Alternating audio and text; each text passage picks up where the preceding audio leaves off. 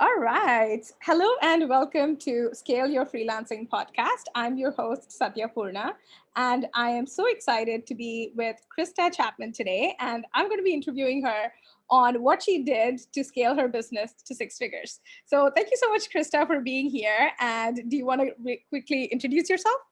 Sure. Hi. Thank you so much for having me. I'm Krysta Chapman. I'm a conversion copywriter and of Krysta Chapman Creative. I've been full-time copywriting for probably almost 5 years. I've really kind of zoned into the conversion copy in the last two. And then, I was doing some other things here and there. Honestly, the pandemic really made me just go, what's my favorite thing to do? Where's my kind of wheelhouse? What do I want to be doing? Because if I have only X amount of hours in a day to get something done, I want to focus it on, and that's why I've gone completely into like launch copy and things like that since then. So that's just what I love to do. I love working with clients who are putting new products and services out there or trying to find new attention for themselves. So launch copy predominantly. That's awesome. And I love that you speak so fast, by the way, because I feel like I have found like a kindred spirit right now. Well, I live in Charleston, South Carolina, but I'm from New Jersey. So Right. I speak very fast. I have to be very cognizant of slow it down. Not everybody, and people are like, especially in the South here, they're like, what? And I'm like, do it. I'll go again. Let me just go again. And I totally get it because seriously, so many of my clients and people in my community have told me this over and over again. They're like, Satya, you talk so fast. Like, you really have to slow it down. And so often in the chat, like when I'm delivering a webinar or something, I'll see a comment which pops up saying, I can't follow you. Can you please slow it down? It's like, damn it. I know it's so hard because we hear it and it makes sense to us, and so and even my mom, who's born and bred from New Jersey, she says, so I'm like, oh gosh, I was like, if she's telling me I'm fast, then I know I need to slow it down for everybody else. No, but I mean, I just think we've got to embrace our strengths because one of my clients told me this and I was just literally rolling on the floor laughing. She was like, Satya, I just love listening to your trainings because like what other people take 45 minutes to cover, you cover in 15 minutes. Like it's kind of amazing. She's like, you're naturally on 2.5x speed. I was like, I love that. So like everyone else is probably gonna have to like slow us down and we're like, yeah, let's ramp this up. Yeah. So funny. I love that. So I would love to hear more about like how you got started on your journey. So what were you doing before you were freelancing? Okay. So I've always been an entrepreneur. My husband and I actually moved to Costa Rica when I was 23, Mm-hmm. and with us, and then my brother-in-law and sister-in-law, his brother and his wife, and then another two partners, we all opened a bar and restaurant in Costa Rica. So from 2010 to the end of 2019, we owned a bar and restaurant on the Caribbean coast of Costa Rica. And Wow. So we've always been entrepreneurs. Like I've literally never worked a 9 to 5. Amazing. The thought of it makes me want to vomit. And so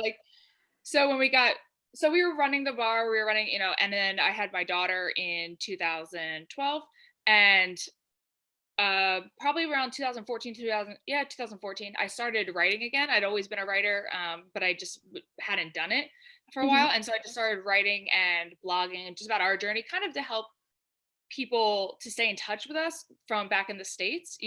Everybody was only seeing us via Facebook, really. And our daughter was growing up. They wanted to be a part of that. So I started writing and it kind of took off. People really enjoyed the writing. I really enjoyed being back to writing and using those creative outlets. In 2015, we moved back to the States. And really it was then that I was like, okay, I have like two choices. Right. I can I can find a job, or I can do this on my own, in another way. So I can continue being an entrepreneur. But I interviewed, I got this whole process and I got a really great offer and and I ended up turning it down because it gave me a panic attack to think about going and like working and throwing our daughter in daycare all day. I'm not knocking that at all, but she had just been moved from another country. She was like 2.5. She didn't know anybody there. We were just going to throw in a daycare, pick her up, drop her off, put her to bed. So I was like, nope, hard stop. And I was like, I'm just going to make it on my own. Right. And so I just pivoted into, trying to find full-time writing positions or jobs, not necessarily for somebody else. And I got one client that just snowballed. I worked with her for a while. She referred me to somebody else, and then also somebody on her team ended up working, and literally it's just grown from there. I mean, I've never marketed myself. It's always been this really amazing pipeline. And as I started to figure out exactly what I wanted to do in terms of writing, because that's changed over the years, obviously. When I started, I was doing what I had to do. Like I would write content, I would write blogs and, things like that. Turns out I don't like doing that. It's not, it just doesn't, I don't get to put enough of my energy and my skills, I feel like, into that. Blogs are pretty consistent in terms of like what to expect from them. Yeah. And so I just started, but I did what I had to do, obviously we have kids. And then I just started pivoting into what I really love to do. And Right. it's really just been that. Amazing. I love that. And, I love hearing people's stories because I feel like everybody just has a different journey, right? Like we all start at different points. We all start with different skill sets. And of course, we all start with different networks. So I love hearing about people's stories because I feel like it gives people who are listening and people who are thinking about scaling their business to six figures, it kind of shows that there's not really a very rigid right answer or wrong answer. It's about what do you want your business to look like? Of course, there are many ways to skin the cat, as they say, which I don't like because I'm a vegetarian. But anyway, So much. yeah. Oh, that's awesome. But it's like there are many ways to get to a certain objective, right? So I'm just curious, like, what were the first couple of years in your business like? Slow, like not, it wasn't, I don't think I had enough. So for one, I had a really shitty, excuse my French, money mindset. And Mm-hmm. so I really devalued myself. I think because what I was doing came so easy to me, I felt like Yeah. crap charging people for it. Yeah. And which is ridiculous. And I understand that now, but I used to joke that it would even go back to my babysitting days. I'd be like, they'd be like, well, how much do you charge per hour? And I'm like, I don't know. What do you want to charge? Like, what do you want me to charge? What do you want to pay me? Right. It's like, you can't give people access to your skills and then ask them what they should be paying you. Absolutely. Yeah. And so I had a really hard time, and it literally took like a mentor who's not even a copywriter, but she's just a really phenomenal person in my life. And she was like my business mentor, to say, raise your prices, stop doing this for free. Like, like you're giving it all away. What are you doing? And it was, so I was slower. And I have not really ever had to market myself, which is great. I always had this kind of like lingering thought in the back of my head, like, is it going to dry up soon? Like, does this pipeline dry up? Like kind of waiting for that shoe to drop. But I think what I've really realized in the last 2 years is that when you bring value and you are confident in your skills and all these things, it's going to continue to come. As long as you're providing results for clients, it's not going to really dry up because, so-and-so gets results. They say, wow, look at this, so-and-so wants to use it. And now that I'm finally charging my worth, maybe not even enough. I don't know, like I see people and like, there's such a scale Yeah. of what people charge. So I don't even try to compete at that. I do for what I think is comfortable for myself, what has scaled my business to 6+ figures and allows me to do it confidently and not ever feel like I have to sell it. Like I can sit here and say so easily, like, this is my price and let's move forward or not, instead of trying to feel like I have to sell that amount. You know what I mean? Right.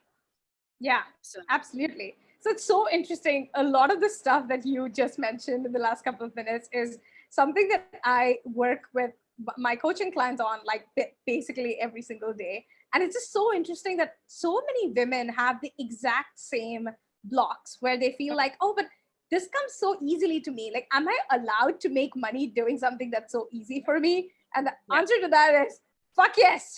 It's like, absolutely. Like, absolutely, you are allowed to do that, right? But also, it's just so interesting to me that like money mindset is just one of those things. It just makes such a huge difference. This is something that obviously I've been working on for many years now as well. And it's amazing because like when my clients finally start doing the work on their mindset, the kind of results they get is like out of their kind of realm of expectations, like completely. But also, right, like just coming from a perspective of like, let's say your duty is a service provider. Okay. I just want to call it that for a second. Like if you are a fantastic babysitter, right? It's like your moral obligation to be able to share your gift of being a fantastic babysitter with the world, Yeah. right? And there are so many parents out there who want a babysitter exactly like you, babysitter, copywriter, whatever, insert your term here, who want someone like you that if you don't charge enough, if you can't take care of yourself and your family in the best possible way, you're literally depriving the world of your gifts. Like it's just not fair. Like in order for you to be alive on this planet and like do your best work in the world and be able to work with as many clients as you want to work with and be able to provide them like amazing service that's going to literally change their business and change their life, you have got to be well compensated. That's just what it is. And there's nothing icky about that. There's nothing shameful about that. There's nothing like greedy about that either. Like it's literally like an act of service when you charge enough to show up in the world and do your best service. So literally, why not? Well, and like I'm a big fan of just the belief that there's more than enough work for everybody, right? Yeah. Like there is by no means anywhere in my head that goes, I'm the only copywriter for everybody. I don't Nope. want to be. I don't want to write for most industries. I like the industries that I'm in. I don't want to write obviously other pieces of content and copy. Like I'm very focused in on what I want to do. And even for people who do exactly what I do, there's enough work. Yeah. Because I value a life balance, obviously like I own my own business, I'm freelance and things like that so that I can be with my kids. And so I can have moments with my family.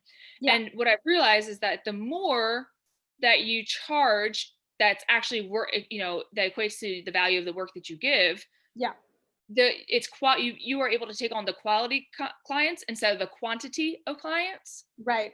And then somebody else can take on the quality of clients and somebody else can take on the quality. And then everybody's just taking on their specific, whatever is a good workload for them to get what they need without stressing everybody out and still having a life, because you're bringing in money, but if you're not, I don't work, hundreds of hours a month. Like I work enough that makes me, and I don't charge per hour anyways, that doesn't matter. But like my clients are like, just here's the deadlines, get it done. I'm like, great, here it is, boom, I'm going to the beach with my family, Yeah, I love that. I love that because there's this kind of myth in the whole entrepreneur space that like more is always better, that all of us have to be millionaires or multimillionaires or like earn 8 figures, 9 figures, million figures. Like there's just so much of this bullshit kind of pressure.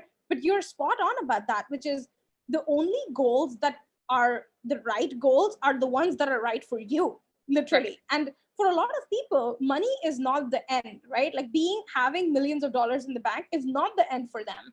It might just be a means to an end. Like they just want to make sure that they have enough time with their kids. And there's nothing wrong with that, right? And so it's like, no, I really believe that like bigger is not better. Like sometimes smaller is better. And sometimes something that's just like the right size for you, where like if, for example, if you don't want to hire agency, like staff to be a part of your agency, or if you don't want to manage a team of 10 people, then don't do it. It's literally that simple. And this is something that I feel like sometimes the whole like business coaching conversation kind of misses, because people always say like, oh, this is my way of doing business and this is the only right way of doing business and everybody should listen to me because this is the most flawless model. I'm like, no, it's not. It's like it only works for like a small fraction of people who have the same values as you. But rest of the time, like we have to just make a call for what feels really good to us, because if you're not doing that, it's like you're literally climbing a ladder that's against the wrong wall, right? It just doesn't make sense. That's a great analogy. Yeah. And I just have learned to really tune in and listen to my gut. And if it doesn't feel right, or if it's something like, I let go during the pandemic, I let go of a client I've had for 2 years. Because a lot of scope creep was happening in our relationship. And I would wake up at like 6 a.m. with like messages from her and emails, and she was just relying on me more and more for things that were outside of the purview of what I do, but I could do them. And so I was doing them for her because I knew she needed it. And I just, I just very respectfully said, listen, we're in like a crazy time right now. The kids are home from school, blah, blah, blah. I have to listen to what I'm feeling, and and my gut and my heart and my sanity is telling me this has to stop, and so it was like, I will stay on with you for another month. I will train whoever you need, but I can't, like, I had to remove myself from something that didn't feel right anymore. Yeah. 100%. Because it wasn't providing that balance that I do this in the first place. Where if I wanted to go work for somebody, I would, but 100%. Yeah. Balance is just so important. And at the end of the day, if you're not loving your life, like having a business that makes a fuck ton of money, it doesn't make that much of an impact. Like, unfortunately, I think there's this societal narrative that says, oh, if you just had enough money, you would be so happy. But it's not true. It's just so not true. Because you're right. Like, if we just wanted to make money at the expense of everything else, like, we could go work on Wall Street. Like, why even start our own business? Yeah, exactly. Yeah, absolutely. So I'm curious, like, did you have any naysayers in your life? Like, did you have people who were, who didn't believe you or who doubted your abilities to pull this off? I mean, yeah, all the time. And like, not even my ability necessarily. I think even goes back to the bar, starting a bar in a restaurant, which is a really difficult industry. And moving to another country, and even the people who were, and I talk about this all the time, because people are like, I it's just so unconventional. Everything, my entire life, I'm like Krysta Unconventional Chapman. And like, people would be like, well, how are we going to get health insurance? And what about 401k? And I'm like, ew, is that what you live your life for? Oh, Like, my is God. that what is like inside of your parameters for what makes you, who cares? You know what I mean? Like, Pay for it. That's how it I works. had a baby in another country without health insurance. I figured that out. And then, so like, moving into like writing and everything, I don't think that people realized that actually, I don't think a lot of people even know what I do. Like, I think that they're just like, Krista's home all the time. Like, and she posts and stuff about her clients, and I think she wrote a children's book one time, which I did. I self-published a children's book as like these for nothing. Like, it was really literally just an inspiration that I had while I was pregnant, so I wrote it for my daughter, basically. And sometimes people are like, so you're a children's author? And I'm like, no, I'm a copywriter. And they're like, but how do you make money at that? And I'm like, it's a job. It's but I'm the boss. That's the difference. Yeah. I have clients around, and they're like local clients. I'm like, no, on every continent, and I really just don't think people understand it, really, because I do think that unless you have that entrepreneurial bone in your body, you don't understand. It's not an easy connection to go, I can do this and be successful on my own. I don't need the normal route of, and I went to school. I have a 4-year, bachelor's degree, yada, yada, yada. But like, I think people, like, for instance, I do have a best friend who is very structured, and she was like, graduate high school, go to college, get a nursing degree, find a husband, have 2.5 kids, like, that was her life. And she was one of them who was like, what about health insurance? And I was like, oh my God. Yeah. Like, I totally feel you. Yeah. Like, so yeah, people are just, I think it's like, not necessarily people came out and were like, this isn't going to work. Nobody ever told me I wasn't. In fact, I had a lot of support for my writing. I think it was just more of support of like, but how are you going to provide for your family, kind of thing. It's like, what? Come on. Yeah, so. Absolutely. No, I think this is something that we really as entrepreneurs need to talk about more, because I feel like, so I had this conversation with this lady in my Instagram DMs a few weeks ago, and she lives in India. So, we have kind of similar backgrounds. So she reached out and she was like, hey, like, so I had this full-time job where I do Python programming. And she was like, I want to change, I want to change over to freelance. And how do you suggest I go about it? And I was like, get your first Python programming client. Like, that's it. Like, you just go out there, sell your shit, get a new client. And she's like, oh, but like my parents don't agree. And I was like, they don't have to agree at Yeah. all. I'm like, do you think my parents agreed before I started my business? Hell no. I didn't tell them for the first 6 months that I quit my job. And I was like, in my head, I was like, you know what? When I have consistently made more money from my business than I was at my job, when that happens for 3 months, I'm going to tell them. And funnily enough, that actually happened in the first 3 months. So I was like, okay, awesome. So I was like, I'm just going to keep going, like, just make sure I'm really stable and feeling really good. And then I'm going to break the news and tell them, hey, by the way, I quit my job about 6 months ago. And so I was just telling him, like, you know, nobody else needs to believe in your dream. Like, you're the only person who needs to believe in your dream. And it doesn't matter whether other people are concerned about 401k or not. It doesn't matter whether other people are worried about health insurance or not. You can pay for that shit. Like, literally, right? It's just make enough money. Yeah, just literally just make. It's so funny because this is a conversation that I have all the time with people where they say, but Satya, like, you live in Singapore, it's such an expensive city. Why don't you move back to India and like you'll save so much more money? But I was like, but I could live in Singapore and I could make so much more money. And I was like, why would I make that choice to shrink when there's an option to expand infinitely, right? Well, and I think that's the other money mindset that people don't realize is that like people, I no longer freak out if a client, you know, doesn't use me anymore for whatever reason, blah, blah, blah. Yeah. Because I know that, for with that 1% I let go, that was a consistent couple $1,000, like for 2 years that I like, you know, every month. And I was just like, it'll come back, Yeah, you know, it will. like I'm releasing that because it's bullshit and it's weighing me down and it's taking away all my energy, A, creatively as a writer, and B, with my family. But, and literally, I'm not even kidding. Like literally, I've probably tripled that one person already just because Awesome. it was what had to happen. You know what I mean? Like it was a non-negotiable. I just was fighting it for so long and I let it go. So I love that. That's awesome.